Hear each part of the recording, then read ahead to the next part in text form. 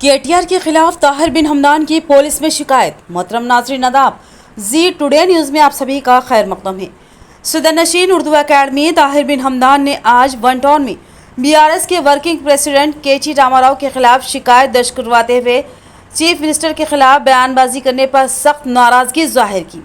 ताहिर बिन हमदान ने बताया कि बीआरएस के वर्किंग सदर केटी रामाराव कल हैदराबाद के सिकंदराबाद लोकसभा हल्के के इजलास में चीफ मिनिस्टर रेवंत रेड्डी के खिलाफ बयानबाजी करते हुए जेब कतरों और गलत बयानबाजी की थी।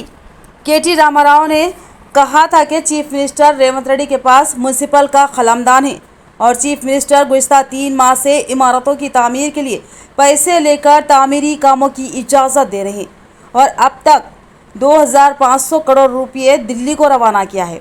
रेत, राइस मिलर और रियल एस्टेट के पास से भी पैसे वसूल करने का उन्होंने इल्ज़ाम लगाने पर सख्त नाराज़गी जाहिर करते हुए ताहिर बिन हमदान ने कहा कि रेवंत रेड्डी की साख को मुतासिर करने के लिए केटी रामाराव गुमराह कुन बयानात जारी कर रहे हैं।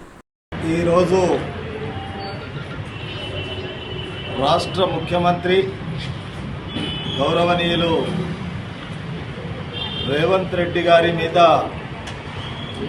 असत्य आरोपणलु చేసినటువంటి केटीआर गारी आरोपणలను నేను గాని నాతో పాటు విద్యాసాగర్ రావు గారు గాని విజయపాల్ రెడ్డి గారు గాని తీవ్రంగా ఖండిస్తూ ఇవి అభూత కల్పన, ఆయన చేసినటువంటి ఆరోపణలన్నీ అసత్యం. అదేవిధంగా ఆయన 10 సంవత్సరాల శాసనసభ్యుడిగా, మంత్రిగా, ముఖ్యమంత్రి కుమారుడిగా ఉండి అనేకమైనటువంటి తప్పులు మాట్లాడినటువంటి కేటీఆర్ గారు ఇది ఒక తప్పుగా మాట్లాడడం అలవాటుగా మాట్లాడినటువంటి దాన్ని ఖండిస్తూ ఉన్నాం. దాన్ని పురస్కరించుకొని ఈరోజు నిజామాబాద్ వన్ టౌన్లో వారి మీద ఎఫ్ఐఆర్ చేసి కేసు పెట్టాలని మేము ఈ వినతి పత్రం ద్వారా వన్ టౌన్లో అప్లికేషన్ ఇవ్వడం జరిగింది.